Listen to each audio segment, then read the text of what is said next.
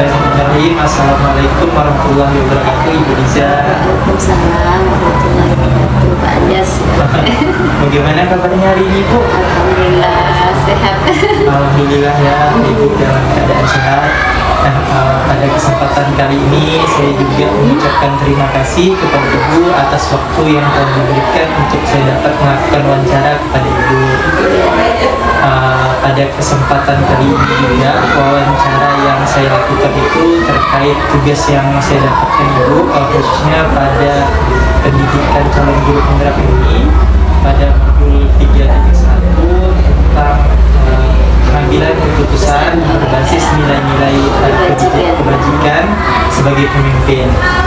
Nah, langsung ya Ibu ya, untuk pertanyaan yang pertama ini Ibu ya, selama menjadi kepala sekolah, pernahkah Ibu dihadapkan pada dua hal yang sama-sama baik tetapi saling bertentangan menurut pemikiran Ibu, dan di dalam kejadian tersebut tidak ada pilihan yang sepenuhnya benar ataupun salah Ibu? Oke, baik. Terima kasih Pak Anjas, karena ini pengalaman menjadi kepala sekolah baru 1 tahun ya, terkait mengambil kebijakan ataupun keputusan yang berkaitan tadi benar lawan benar ya, atau kita sebut juga dengan dilema etika.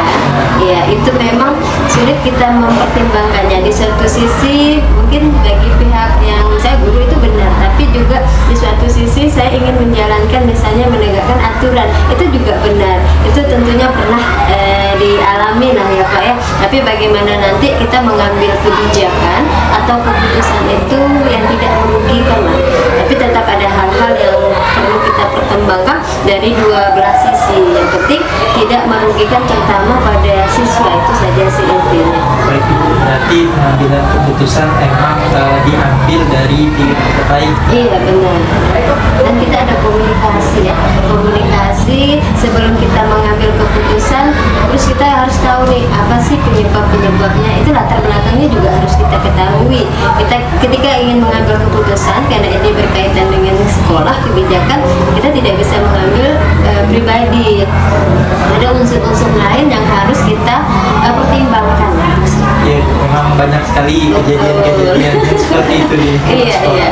Nah, untuk selanjutnya ini Bu ya, terkait yang tadi Ibu sampaikan kan memang ada dilema etika kata Ibu ya. Iya. Nah, selama ini bagaimana Ibu dapat mengidentifikasi kasus-kasus yang merupakan dilema etika ataupun mewujudkan moral Ibu?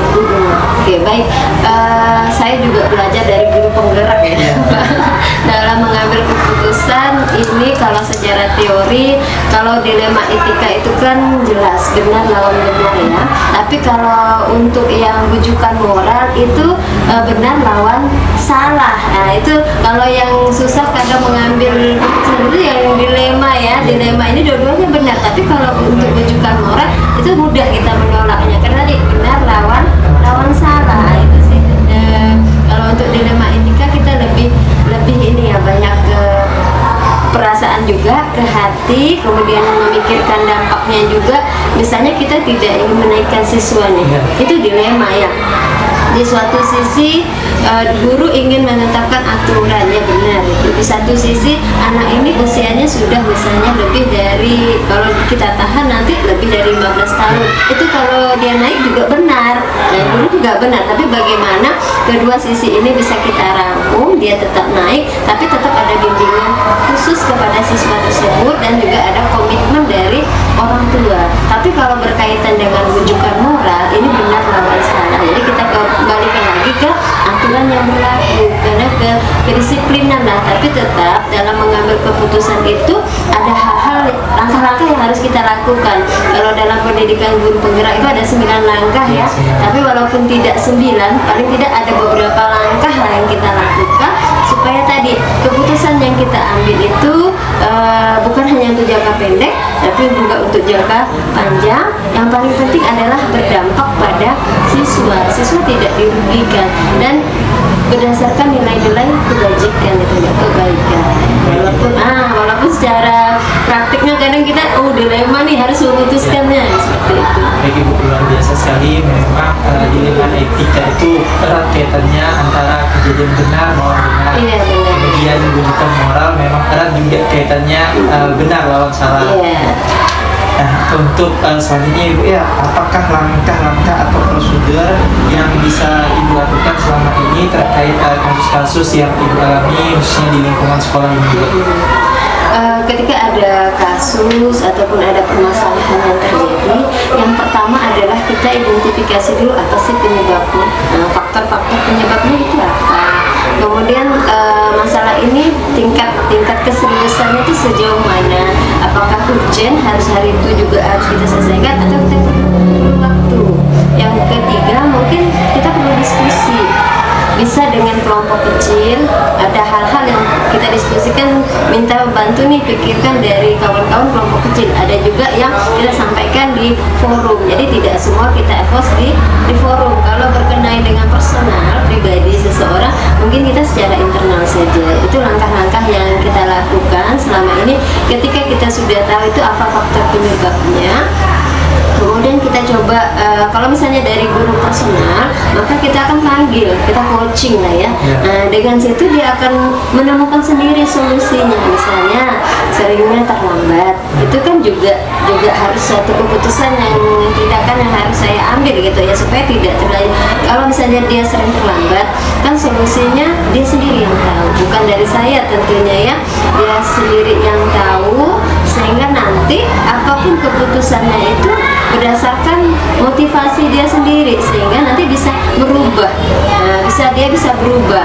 Tapi bagaimana ini supaya tidak menjadi kecemburuan sosial, juga kan kita dampaknya ke kawan-kawan nih, oh kok seperti dia dibiarkan, tapi tetap kita akan beri tanggung jawab yang sama dengan yang lainnya. Misalnya kalau dia terlambat terlalu sering, kalau alasannya tidak masuk akal gitu kan, itu mungkin dia harus bisa menyesuaikan. Tapi kalau misalnya alasannya juga benar, nanti dilema kan juga benar, tapi bagaimana pihak sekolah juga, misalnya dia kegiatan pagi itu jangan sampai lah, kan kita ini juga salah satu strategi juga lah, supaya misalnya kelas itu tidak kosong. Pagi itu kan kita ada kegiatan pembiasaan, jadi 15 menit sampai 30 menit itu pembiasaan. Jadi disitulah siswa digabungkan dulu secara umum, setelah itu baru kegiatan pembelajaran. Jadi pada saat proses penggabungan ini kan, kalau guru itu berhalangan hadir kan masih bisa dihandle oleh guru yang lain. Nah, tapi tetap guru yang tadi terlambat, saya beri tanggung jawab setelah kegiatan pembelajaran. Dia yang nanti mengkoordinir siswa setelah kegiatan sholat berjamaah, misalnya tadarus, itu dia yang handle. Nah, kalau pagi tadi kawannya, siang dia, nanti tukar, kalau dia pagi kawannya yang siang, supaya nanti mendapatkan tanggung jawab yang sama, dan kegiatan pembelajaran murid pun dapat berjalan dengan baik. Sejauh ini pun terlambat itu hanya sekitar 2-5 menit lah, tidak ada ya, setengah jam itu tidak ada, jadi masih bisa kita tolerir lah. Jadi itu pun dalam frekuensi seminggu mungkin sekali, mungkin kita kan maklum juga ya, macet dan sebagainya. Baik, luar biasa sekali langkah-langkah yang sudah Ibu terapkan. Memang banyak sekali kejadian-kejadian ataupun kasus-kasus yang seperti itu ya Bu, kita temukan di lingkungan sekolah. Nah, menurut Ibu ya Bu, hal-hal apa saja yang selama ini Ibu anggap efektif dalam pengambilan keputusan pada kasus-kasus yang khususnya berhubungan dengan dilema etika ini Bu? Jadi dalam mengambil keputusan yang berkaitan dengan dilema etika, sejauh ini yang sudah saya lakukan, saya selalu diskusi Pak Anjas ya. Jadi saya melibatkan guru, kita kan komulnya aktif ya, baik itu berkenaan dengan refleksi pembelajaran, peningkatan kompetensi, ataupun permasalahan yang dihadapi guru itu kita bahas di komunitas belajar. Jadi jangan sampai, misalnya tadi untuk kenaikan kelas nih, jangan sampai nanti kita menjadi dilema untuk menaikkan, tapi kita mengantisipasi sebelumnya. Oh, anak ini misalnya kurang nih dalam belajar, ya kita ekstra dulu, bimbing dulu. Ketika sudah ada proses pembimbingan kan ada progresnya, jadi tidak lagi menjadi dilema guru untuk menaikkan kelas. Kalaupun dia misalnya anak berkebutuhan khusus, inklusi lah, itu harus diidentifikasi dulu jenisnya apa, supaya mudah komunikasi dengan orang tua. Kalaupun ini, kalau asesmen dari guru itu kan barang bukan ahlinya ya, kita bisa minta bantu ULD, tapi sejauh ini sih tidak ada juga yang kita identifikasinya di situ ya. Yang ada cuma slow, belajarnya lambat itu ada. Yang slow inilah nanti kita minta bantuannya ke orang tua. Setelah itu itu sudah ada kegiatan pembimbingan tadi, kami selalu evaluasi. Jadi setiap keputusan yang udah kita buat, misalnya kemarin dilema nih naikkan, jadi kita evaluasi 3 bulan pertama itu harus bimbingannya ekstra, karena tadi guru ini melanjutkan estafet dulu sebelumnya, anak ini di ekstra. Terus juga ada komitmen dari orang tua, apakah dibantu belajar di rumah, dibimbelkan atau gimana caranya ya, kita evaluasi.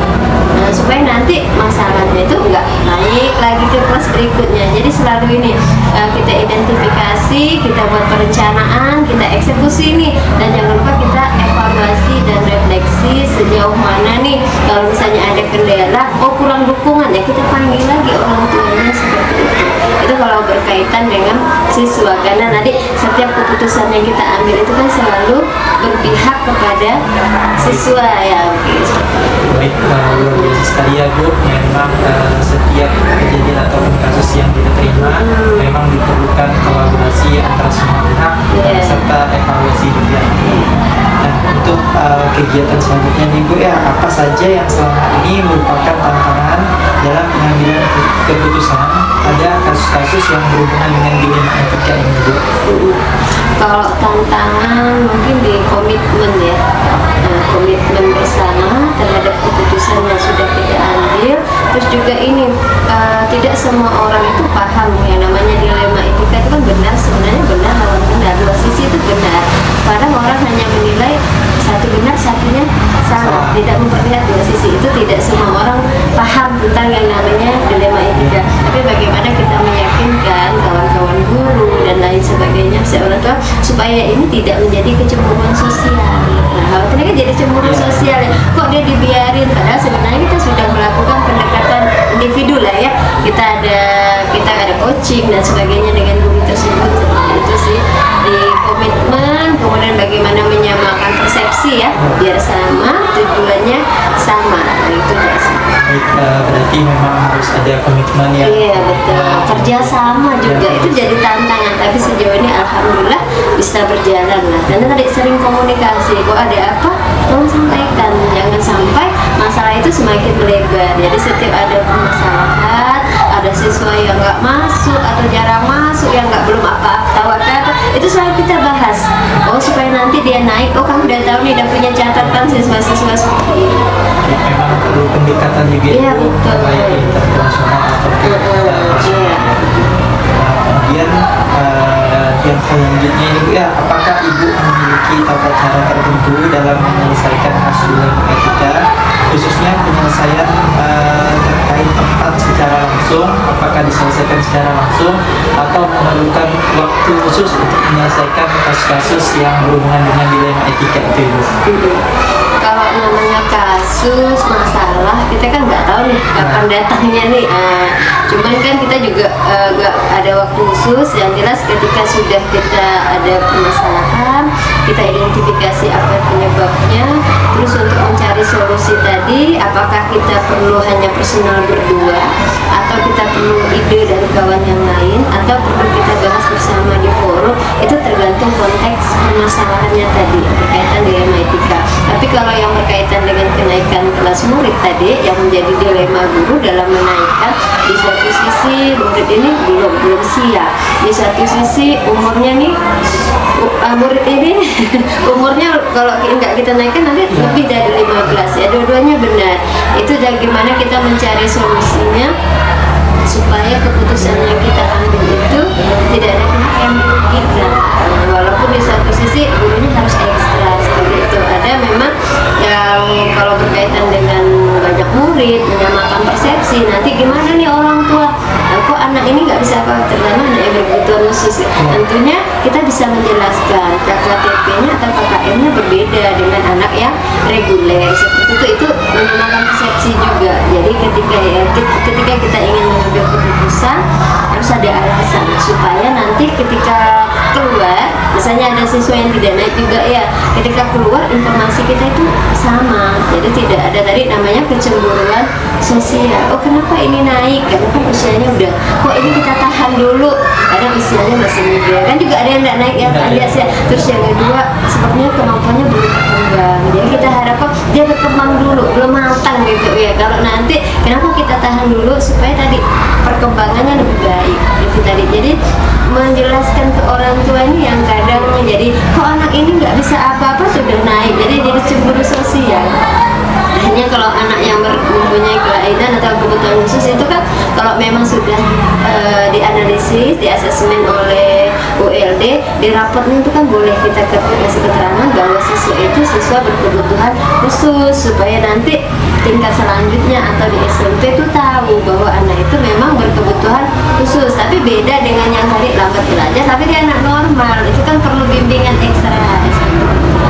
Jadi memang setiap kejadian perlu diidentifikasi dulu ya. Iya benar. Kenapa sih? Ya jadi kita tidak bisa menjudge. Oh ternyata dia anaknya ini nggak bisa. Oh dia anak ABK.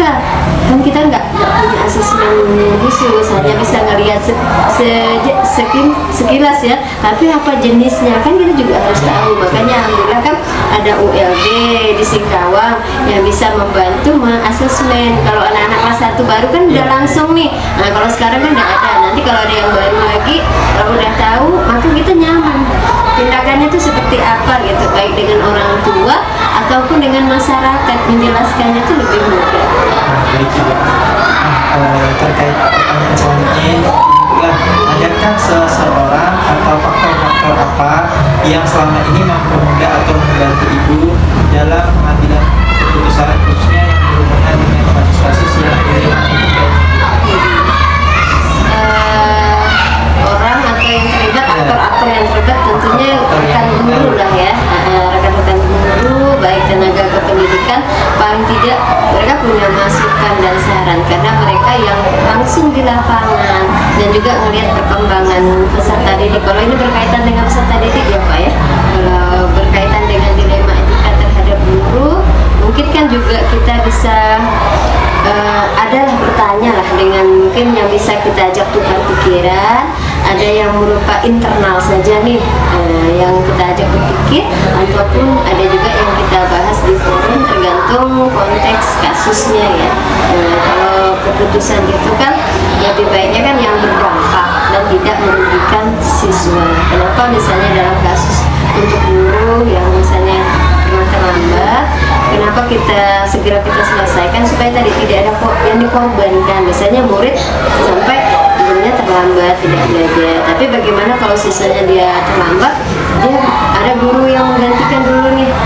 Seperti itu guru pikir ada komunikasi, yang penting jangan sampai kosong. Kalau kita terlambat kan bukan keinginan kita sebenarnya kan banyak sih ada sesuatu dan lain hal, itu harus ada komunikasi ya, sampaikan dulu supaya ada yang lainnya menghandle.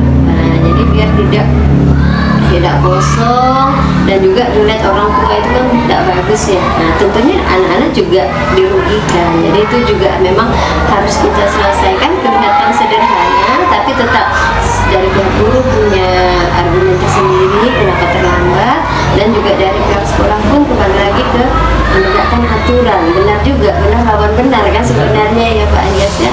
Tapi kembali lagi ketika kita mengambil keputusan, lebih baiknya itu dari yang bersangkutan menyadari oh ini loh solusinya, karena yang tahu permasalahannya adalah dia. Kalau misalnya harus ke rumah sakit kan tidak perlu harus tidak masuk dan lain sebagainya kan, bisa pinjam dulu dan memberi tugas, nanti kan bisa kembali lagi karena jarak pun tidak terlalu jauh. Kalau kita di Singkawang ini ya, kalau memang sakit itu kan tidak bisa kita lagi ya, itu kan tidak kita inginkan juga seperti itu. Berarti memang harus kerjasama Iya semua betul, pihak komunikasi ya Pak, komunikasi itu intinya. Apapun yang kita alami kendala itu penting dikomunikasikan, dan biar tidak orang merasa seperti apa gitu. Kalau komunikasi yang buruk juga orang nyampaikannya juga benar. persepsinya Iya, dia ya. betul. Nah, ini sampai di pertanyaan yang terakhir ya Bu ya. Dari semua hal yang tadi Ibu sampaikan, pembelajaran apa yang dapat Ibu petik dari pengalaman Ibu selama ini mengambil keputusan khususnya yang berhubungan dengan kasus-kasus yang dilema etika ini?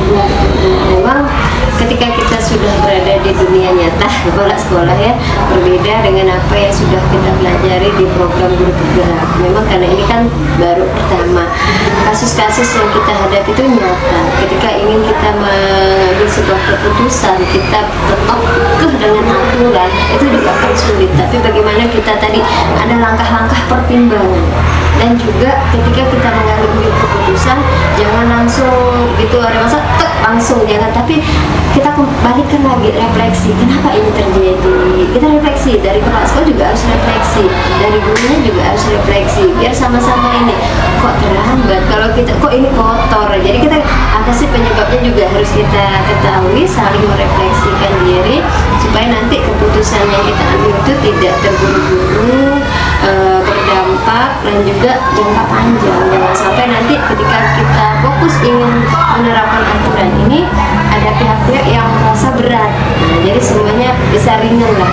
Jadi intinya tadi pembelajaran yang kita dapatkan, kita juga harus saling sharing, komunikasi. Kalau misalnya dengan rekan guru sekolah ataupun bersama kepala-kepala sekolah yang lain, kalaupun tidak bisa kita selesaikan, kita bisa koordinasi dengan dinas ya, atau dinas itu ada prosedurnya. Kita nggak mungkin langsung nih lapor nih ke dinas, kan tidak. Skopnya dulu permasalahannya, kalau bisa kita handle internal ya udah, kenapa harus kita expose ke dinas. Seperti itu sih cara menyikapinya. Iya, baik Bu. Memang jadi setiap kejadian itu memang memerlukan perlakuan khusus ataupun treatment khusus ya Bu ya.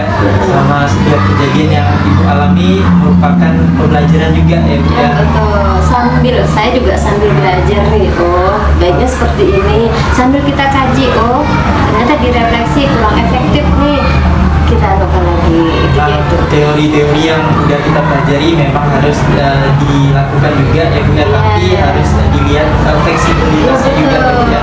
Kita juga dari yang senior-senior, guru-guru mungkin punya ide kreatif, itu juga harus kita perhatikan. Komunikasi ya, yang ketika keputusan yang kita ambil bukan keputusan kita sendiri, keputusan bersama, itu akan mudah komitmen untuk melaksanakannya ketimbang kepala sekolah yang harus memutuskan seperti itu. Sama keputusan memang juga harus berbasis nilai-nilai Iya, kebajikan. nilai kebajikan ya. Ada beberapa nilainya itu ya yang harus kita pertimbangkan. Dengan berakhirnya pertanyaan tadi, berakhir pula sesi wawancara saya kepada Ibu. Saya mengucapkan terima kasih kepada Ibu. Saya juga mengucapkan permintaan maaf jika di dalam menyampaikan pertanyaan ada yang kurang berkenan di Saya juga minta maaf kalau jawabannya kurang maksimal. Luar biasa sekali Bu. Saya juga bersyukur atas kesempatan yang telah Ibu berikan, karena saya merupakan guru yang mengikuti perkembangan karir Ibu, baik sebagai guru kemudian sekarang menjadi kepala sekolah, dan itu sangat luar biasa sekali, menginspirasi juga bagi saya. Luar biasa Bu. Terima kasih ya Bu. Sukses untuk CGP 11. Saya akhiri, wassalamualaikum warahmatullahi wabarakatuh. Waalaikumsalam warahmatullahi wabarakatuh.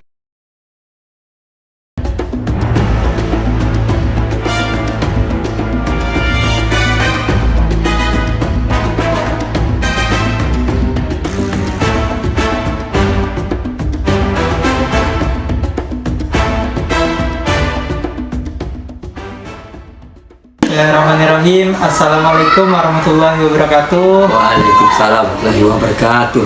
Selamat siang Pak Nurdin, bagaimana kabarnya hari ini? Selamat siang, alhamdulillah ya, kita sehat saja ya seperti biasa. Alhamdulillah ya Bapak dalam keadaan sehat.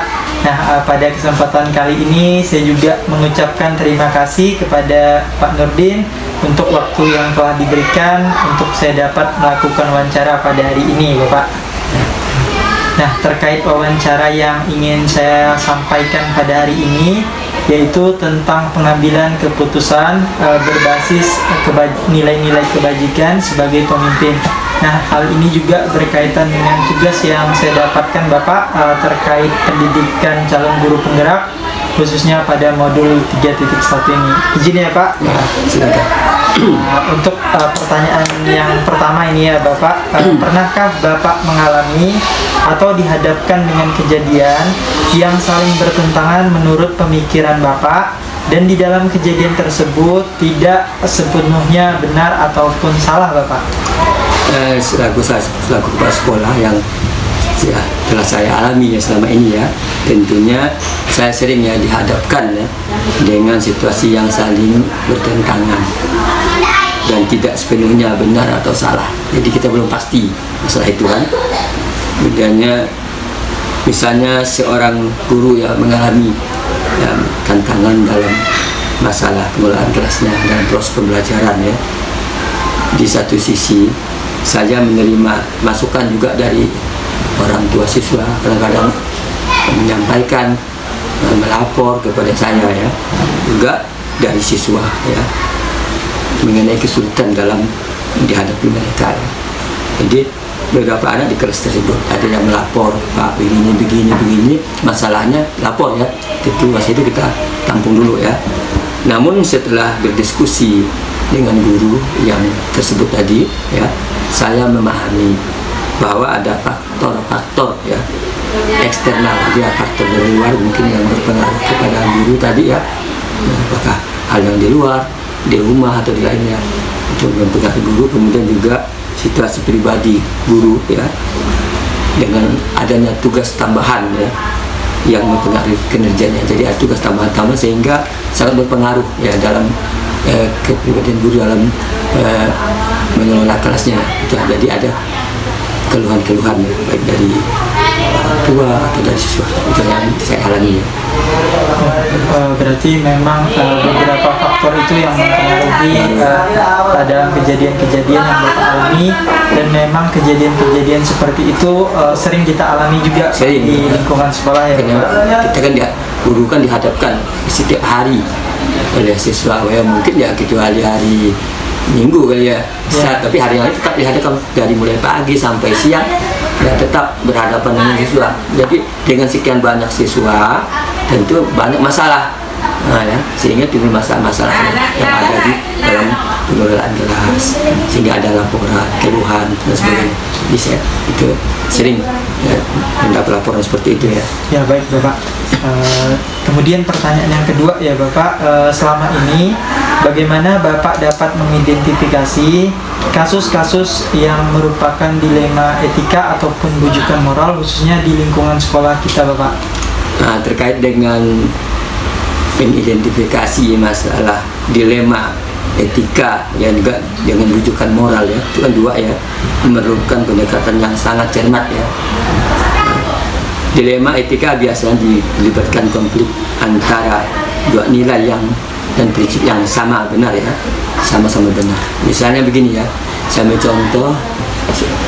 Jadi dalam aturan sekolah, guru harus masuk ke kelas misalnya tepat waktu, tidak minimal ya 15 menit sebelum jam 7 sudah ada di sekolah dan siap untuk masuk ke kelas.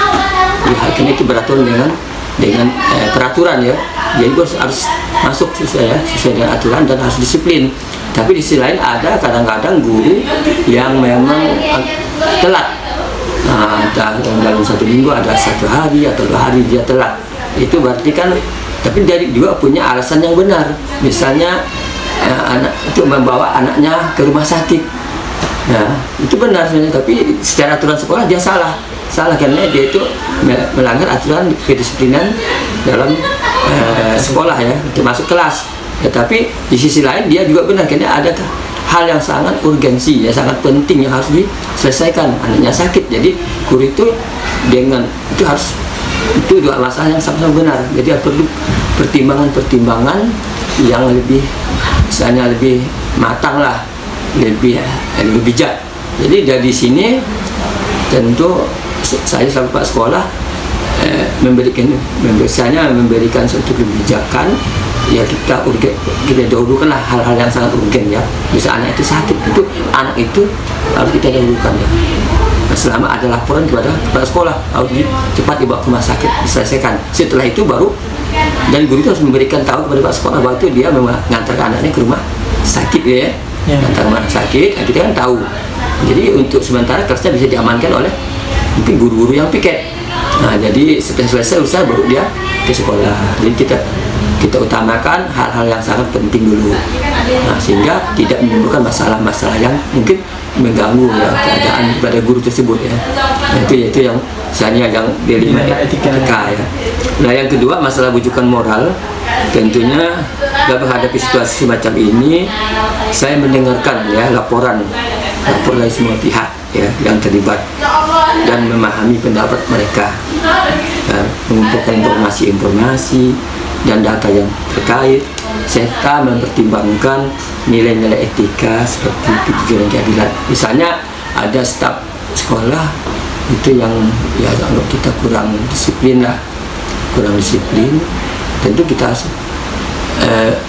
misalnya memberikan satu sanksi atau memanggil dia, kita panggil masalahnya apa kan, harus kita tahu latar belakangnya. Nah, jika kita dengarkan informasi baik itu dari yang bersangkutan atau dari pihak yang mungkin lebih dekat dengan dia atau pihak keluarganya, nanti kita akan mungkin kita melakukan langkah-langkah, mungkin memberikan suatu pilihan pada dia kan, pilihan yang sifatnya tidak menyusahkan staf tersebut ya, sehingga dia betul-betul paham dengan tugasnya. Jadi itu namanya bujukan moral ya, sehingga dia itu bisa misalnya melaksanakan tugas dengan baik gitu. Oh, baik Bapak, berarti memang yang dari Bapak sampaikan dilema etika itu erat kaitannya dengan benar melawan benar ya. Akan tetapi kalau bujukan moral memang sudah ada kejelasannya antara benar melawan salah ya. Jadi yang salah berarti sudah tahu, kita tinggal bagaimana kebijakan ya sekolah untuk menentukan dia bagaimana. Jadi, itu kita dengar informasi dari dia kan, saya ulangi lagi, minta informasi dari warga dia atau dari guru-guru yang terdekat dengan dia, baru kita tentukan kebijakan apa yang bisa kita lakukan pada staf tersebut ya, sehingga dia itu betul-betul paham dengan tugasnya itu. Ya Pak, baik Pak. Nah, untuk selanjutnya ini Bapak, selama ini bagaimana Bapak menjalankan pengambilan keputusan di sekolah Bapak, terutama untuk kasus di mana ada dua hal kepentingan yang sama-sama benar atau sama-sama mengandung nilai kebajikan, seperti kasus dilema etika tadi Bapak. Jadi dalam mengambil keputusan di sekolah ya, pertama ketiga dihadapkan dengan dua kepentingan yang sama-sama benar atau sama-sama mengandung nilai kebajikan, saya menerapkan beberapa langkah penting. Yang pertama yaitu langkah kita mendengarkan ya laporan atau informasi ya pihak yang terlibat untuk memahami perspektif mereka. Jadi kita mendengarkan ya dari informasi dari pihak yang terlibat. Kemudian kedua, saya mengumpulkan informasi. Setelah kita dengarkan itu data informasi yang kita terima dari yang bersangkutan dari mana saja, baik itu dari guru atau dari orang tua atau dari mungkin dari masyarakat ya, yang misalnya yang peduli dengan pendidikan. Jadi kita kumpulkan informasi itu, kita catat informasi itu supaya lebih tidak informasi tidak hilang atau tidak berubah, harus kita catat informasi itu ya.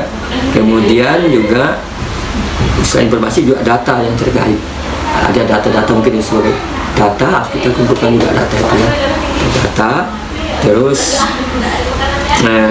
sehingga dari informasi kemudian data yang kita mendapat gambaran nih, ada gambarannya nampak. Jadi tadi yang agak suram atau kabur sekarang sudah mulai ada titik terangnya, ada gambaran. Nah, ada gambarannya sehingga kita hampir mendekati hal yang jelas kan. Nah, kemudian ketiga, mempertimbangkan kalau sudah dapat data yang benar dan ada data yang akurat, informasi yang benar, tentu kita mempertimbangkan nilai-nilai etika ya, seperti kejujuran, kemudian keadilan dan tanggung jawab ya, dalam menilai situasi dia. Kita perlu kejujuran lagi, perlu keadilan, perlu pertimbangan yang bijak ya, dari kepala sekolahnya. Jadi tidak bisa kita memutuskan sesuatu perkara itu spontan, tidak bisa. Dan spontan tidak bisa, harus ya dengarkan dulu, cari data, perlu pertimbangan moral ya, kejujuran, kemudian keadilan, kemudian tanggung jawab dan sebagainya, sehingga bisa menilai situasi supaya jelas gitu ya. Baik Bapak, berarti memang harus kita mendengarkan informasi yang jelas terlebih dahulu, kita uji kebenarannya, baru kita ambil tindakan dan kebijakan dan sesuai dengan nilai-nilai kebajikan yang seperti tadi Bapak sampaikan, tanggung jawab, keadilan dan kejujuran ya Bapak, luar biasa sekali. Nah, untuk selanjutnya ini Bapak, langkah-langkah atau prosedur seperti apa yang bisa Bapak lakukan selama ini ketika Bapak menghadapi kasus-kasus yang khususnya berhubungan dengan dilema etika ini Bapak? Jadi dalam mengambil keputusan di sekolah, tentu kita mengikuti prosedur ya, mengikuti aturan-aturannya. Tentu aturan-aturannya itu pertama ya, mengidentifikasi masalah. Jadi identifikasi dulu masalahnya, apa aja masalahnya, harus tahu masalahnya dulu ya, tahu masalahnya, identifikasi masalah dengan memahami konteks yang terlibat. Jadi masalah, tahu kasus siapa yang terlibat ya, seperti kasus kita temukan kan. Jadi tahu kasus apa, siapa saat itu kita harus tahu dulu, itu kita cari tahu. Nah, kemudian berikutnya lagi mengumpulkan data yang relevan, misalnya yang sesuai, yang relevan dari berbagai sumber ya, termasuk dari guru, mungkin informasi dari guru, kemudian dari siswa atau dari orang tua, banyak ya, kemudian komite atau orang-orang yang sekitar orang tua siswa yang peduli dengan pendidikan, yang tujuan pendidikan kita baikkan. Nah, kemudian juga yang ketiga, melakukan diskusi dengan pihak yang terkait ya, untuk mendengar perspektif mereka, kita diskusikan. Lalu kita panggil kalau memang hal itu ya perlu pemecahan yang masalah, kita panggil. Tidak bisa selesaikan sendiri-sendiri ya, tidak bisa ya selesaikan sendiri-sendiri. Wah begini, tidak bisa. Jadi harus kita panggil pihak yang terkait, baik dari guru, kemudian masalah yang terlibat tadi, juga dari pihak komite, perwakilan orang tua atau sesepuh dari orang masyarakat ya. Nah, kemudian menganalisis ya opsi yang ada dengan mempertimbangkan pro dan kontra serta dampaknya. Setelah itu mempertimbangkan nilai-nilai etika yang relevan dalam menentukan solusi. Jadi kita harus mempertimbangkan yang pro dan kontra, mana yang lebih cenderung. Ya, bisa harus keputusannya A begini atau B begini. Sesuai dengan misalnya yang pro dan kontra, mana yang tentu ada yang setuju atau yang tidak setuju aja. Jadi harus ada pro kontra, tapi kita cari yang terbanyak. Apakah yang terbanyak itu kontranya atau yang pro-nya? Lalu kita ambil kebijakannya. Di situ kita bisa menentukan ya nilai-nilai etika ya yang relevan, yang sesuai untuk menentukan penyelesaian masalah. Jadi lihat pertimbangannya. Pasti misalnya ada orang sekian kita panggil, lebih banyak yang setuju, kita keputusan sesuai dengan kesepakatan dalam mengambil pertimbangan kebijakannya. Nah, berarti memang langkah-langkahnya ada beberapa tahapan ya Pak. Harus diidentifikasi dulu, kumpulkan informasi dari berbagai pihak, dan tentunya ada kontribusi atau kolaborasi semua pihak ya Bapak untuk mendapatkan sebuah keputusan, dan keputusan itu keputusan terbaik bagi semuanya. Dan bisa yang akurat, yang benar ya. Nah, untuk selanjutnya nih Bapak, hal-hal apa saja selama ini Bapak anggap efektif dalam pengambilan keputusan, khususnya pada kasus-kasus yang berhubungan dengan dilema etika Bapak? Dalam pengambilan keputusan pada kasus-kasus dilema etika, saya menganggap bahwa pendekatan partisipatif aja kerjasama ya, dia melibatkan semua pihak, baik itu dari guru ya, tentu dari tampak sekolah, kemudian guru, kemudian mungkin dari siswa ada masukan-masukan, kemudian dari sekolah, dari orang tua, jadi orang tua ya, komite, majelis sesepuh, dan juga mungkin ya pihak yang lain lah. Itu perlu kerjasama ya, partisipatifnya ya. Kemudian menciptakan komunikasi terbuka. Jadi kita pasti biasanya ada komunikasi yang betul-betul misalnya transparan. Ya, tidak ditutup-tutupi, betul-betul disampaikan secara yang benar ya. Misalnya bukan informasi yang separuh-separuh, sampaikan secara utuh, benar, kita tahu sehingga ya. Kemudian juga untuk Setelah informasi kita terima secara terbuka, baru kita diskusikan yang jujur. Jadi kita tahu ya, tidak semua informasi itu enak ya, mungkin ada informasi yang tidak enak, tapi itu sebagai penilaian ya, introspeksi bagi kepala sekolah atau bagi sekolah itu sendiri kan. Jadi harus betul-betul terbuka dan jujur informasi itu. Kemudian melakukan analisis yang dalam terhadap semua opsi dan mempertimbangkan konsekuensi keputusan ya, mempertimbangkan keputusan apa yang keputusan kita, apakah keputusan jangka pendek ataupun perlu keputusan yang jangka panjang. Kemudian juga memastikan bahwa keputusan selaras dengan nilai-nilai etika yang dijunjung tinggi. Jadi keputusan itu sesuai kebutuhan. Ada keputusan misalnya sifatnya memang mendesak dan perlu penyelesaian jangka pendek, selesaikanlah secara jangka pendek. Yang perlu kita pikirkan jangka panjang yang sifatnya itu berkesinambungan, estafet yang perlu kita programkan jangka panjang. Artinya pada itu berlaku jangkanya ya lama gitu lah, sesuai dengan keadaannya. Dari dilema etika ya. Ya, dilema etika. Berarti memang setiap keputusan yang efektif yang Bapak ambil memang memerlukan pendekatan partisipasi yang aktif ya dari berbagai pihak agar keputusan yang diambil dapat dijalankan semuanya dan tidak merugikan salah satu ya Bapak. Nah, untuk hal-hal apa saja yang selama ini merupakan tantangan Bapak dalam pengambilan keputusan, khususnya pada kasus-kasus yang berhubungan dengan dilema etika ini Bapak? Jadi untuk tantangan ya ada yang umum ya dihadapi, mencakup konflik kepentingan antar siswa, orang tua dan guru dengan keterbatasan informasi yang dapat mengganggu ya proses pengambilan keputusan. Pertama tentu tantangan itu ya ada tekanan emosional ya, ada tekanan ya yang timbul dari situasi tertentu ya, baik itu tekanan dari dalam misalnya ya ataupun dari luar, dari tekanan dari sekolah tentunya, ini juga tekanan dari pihak luar sekolah. Nah, jadi ada itu pertama.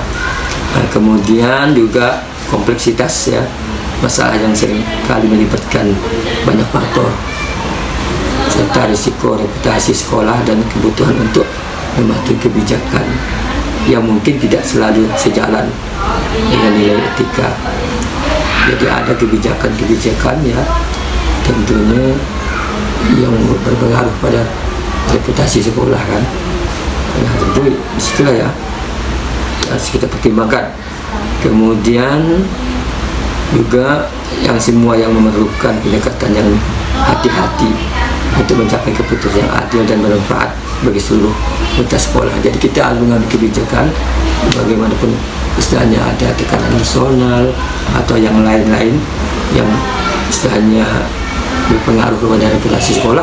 Jadi kita harus membagikan keputusan itu harus adil ya, dan juga bermanfaat bagi seluruh komunitas sekolah dan pihak sekolah. Jadi tidak sembarangan keputusan itu ya. Jadi kita lihat bagaimana dampaknya, kemudian pengaruhnya, efeknya lah ya. Efeknya itu apakah itu nanti bisa berpengaruh pada sekolah secara baik atau buruk, kita harus kita pikirkan dulu.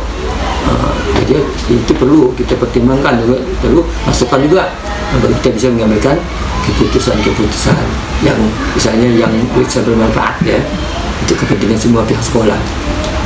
Ya Bapak, berarti tantangan selama ini yang Bapak hadapi memang harus menggunakan komunikasi yang efektif, kemudian mengontrol tekanan-tekanan yang berhubungan dengan emosional yang tadi telah Bapak sampaikan ya, memang itu tantangan terberat di lingkungan sekolah apalagi sebagai pemimpin, dan tentu harus berlandaskan dengan nilai-nilai kebajikan.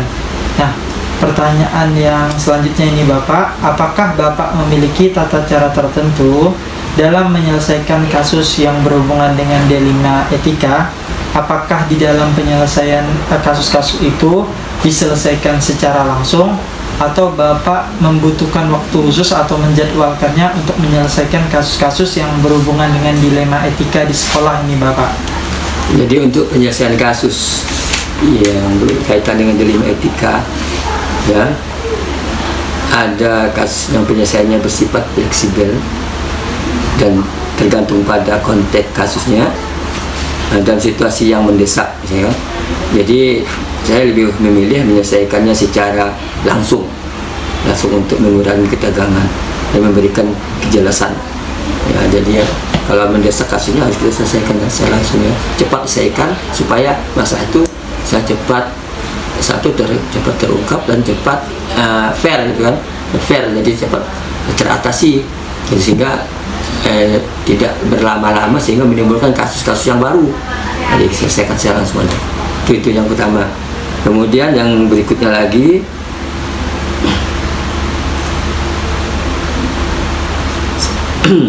masalah yang lebih kemudian saya lebih memilih untuk menyelesaikan secara langsung untuk mengurangi dan memberikan kejelasan. Terus sementara untuk masalah yang lebih kompleks atau lebih banyak lebih luas ya, saya akan menjadwalkan suatu waktu khusus ya.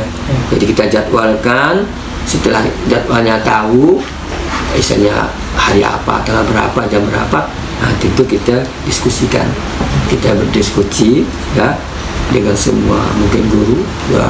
Kalau memang ada yang perlu kita panggil dari pihak komite atau orang tua yang misalnya yang paham, jadi kita panggil dan mempertimbangkan semua perspektif yang terlibat di pertimbangan dulu. Kemudian pendekatan ini memastikan bahwa keputusan yang diambil adalah ya adil dan berbasis informasi, serta memberi kesempatan bagi semua pihak untuk berpartisipasi dalam proses pengambilan keputusan. Jadi semuanya kita libatkan ya, jangan tidak sendiri-sendiri. Jadi kasus yang ada kalau memang kompleks, jadi perlu penyelesaian yang lebih bagus lah, lebih bijak.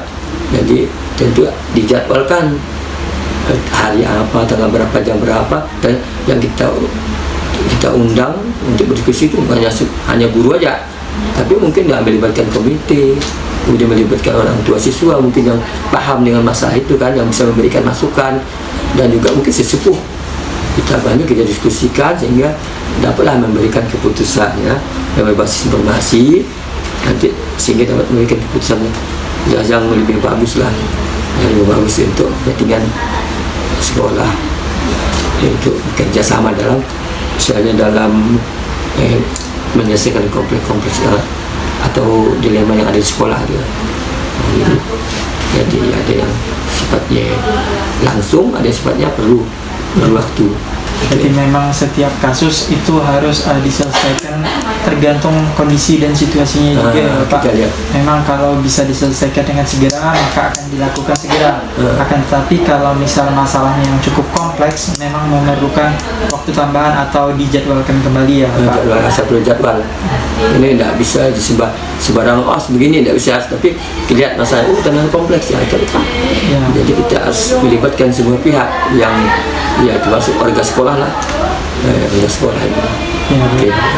Kemudian adakah seseorang atau faktor-faktor yang selama ini mempermudah atau membantu Bapak dalam pengambilan keputusan, khususnya terkait kasus-kasus yang berhubungan dengan dilema etika nih Bapak?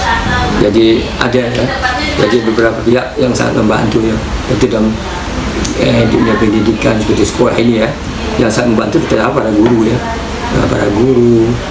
Di sekian banyak orang guru tentunya sangat membantu ya dalam masalah dilema etika ini. Kemudian juga staf-staf yang lain juga sangat membantu.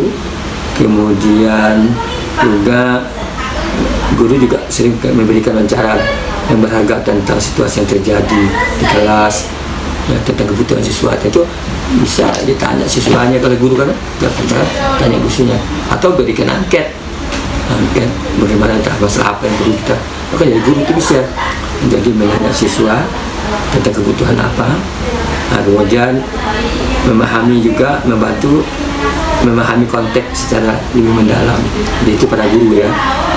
Selain itu juga tim manajemen dari staf administrasi juga berperan penting dari bagian admin atau operator dan lain sebagainya kan, atau ya tenaga-tenaga yang sebenarnya di luar guru lah, tapi staf sekolah itu sangat membantu ya, memberikan informasi yang lebih konteks secara lebih mendalam ya. memberikan data dan informasi yang relevan. Jadi ada data yang misalnya dan informasi yang relevan selama proses pengambilan keputusan. Komunikasi yang baik dengan orang tua juga perlu, ya. Jadi kita perlu berkontak orang tua, ya. Dan komunitas sekolah juga menjadi faktor kunci, ya. Karena masukan mereka seringkali memberikan perspektif tambahan. Jadi masukan dari orang tua, masukan dari komunitas sekolah, itu memberikan masukan, ya. Ya, informasi tambahan, ya, perspektif tambahan yang penting. Semua pihak ini berkontribusi, ya, memberikan masukan untuk menciptakan lingkungan yang kolaboratif, ya, bersama dan mendukung, sehingga mempermudah, ya, saya, ya, dalam mengambil keputusan yang adil dan tepat. Jadi perlu, ya, semua, ya. Jadi dari guru, ya, dari data kemudian dari staf sekolah, TU, admin, atau pihak-pihak mungkin, ya, dari penjaga sekolah, ya, semuanya itu terlibat, ya, sehingga kita bisa mengambil dari informasi mereka, kita bisa mengambil keputusan, ya, yang adil dan tepat. Ya, betul, Pak. Yang berarti perlunya kolaborasi antara semua pihak agar menciptakan keputusan yang paling baik untuk semua warga sekolah. Nah, ini masuk ke pertanyaan yang terakhir, ya, Bapak.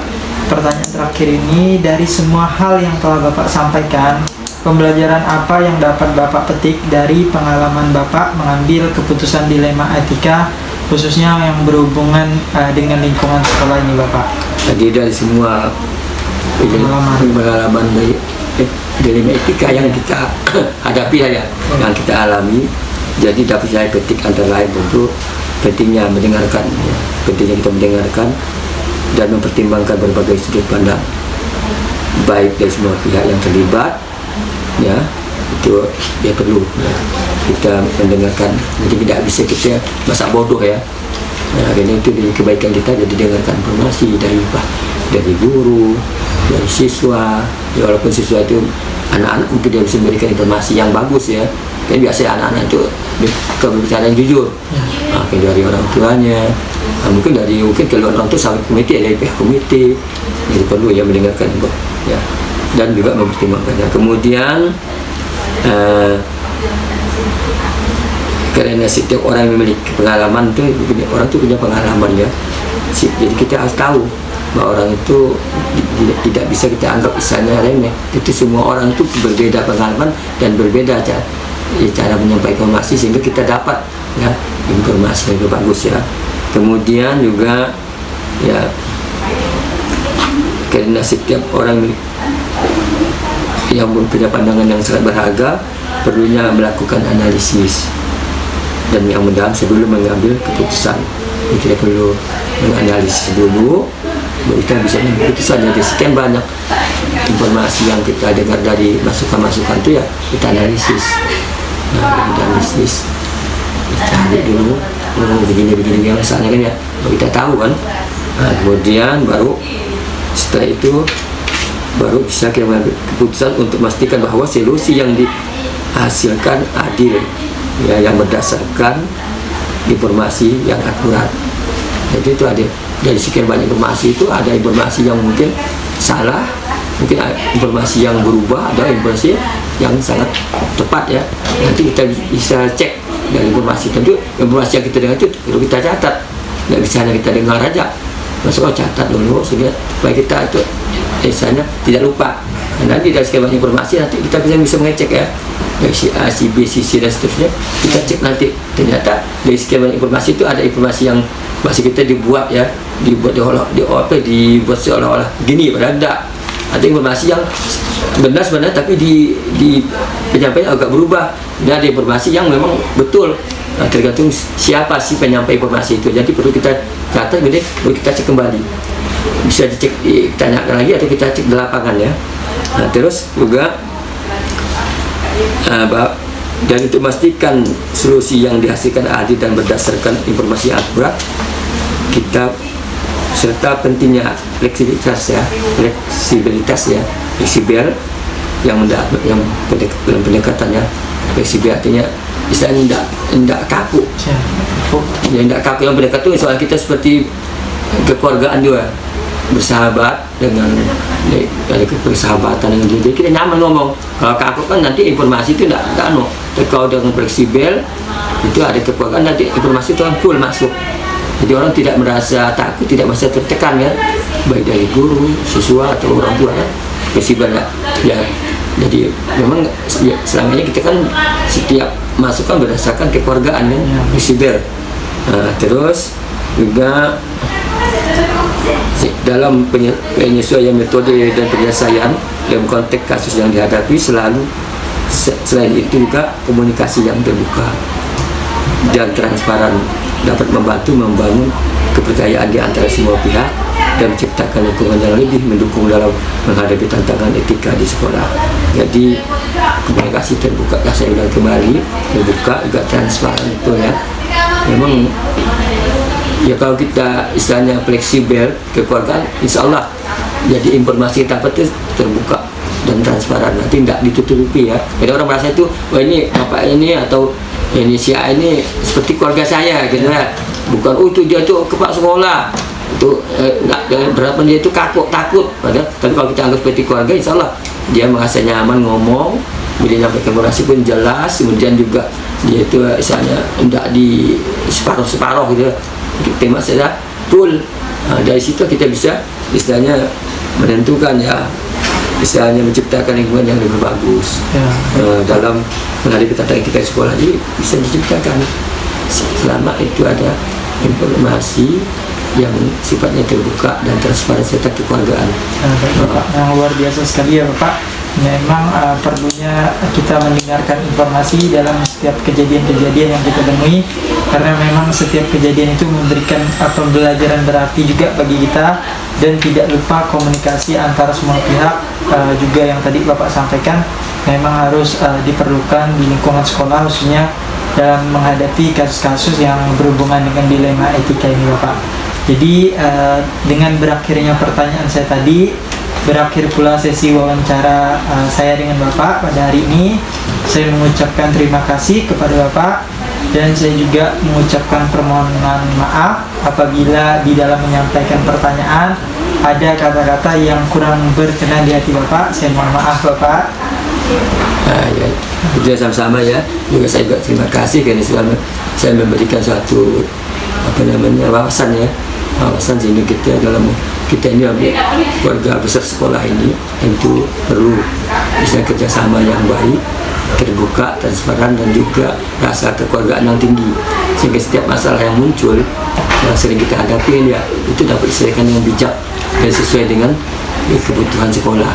Nah, beberapa kasus kita temukan ini ya, alhamdulillah dapat kita selesaikan ya, dengan istilahnya dengan baik ya, walaupun mungkin ada yang udah hampir tuntas ada yang mungkin hampir, tapi dari pihak yang merasa tadi hal tersebut udah merasa nyaman itu ya dari pihak sekolah deh. Ya, memang jadi kita setiap mengambil keputusan memang harus berdasarkan nilai-nilai kebajikan ya Bapak. Ya. Jadi saya ucapkan terima kasih sekali lagi Bapak atas kesempatannya. Saya akhiri, wassalamualaikum warahmatullahi wabarakatuh. Waalaikumsalam warahmatullahi wabarakatuh.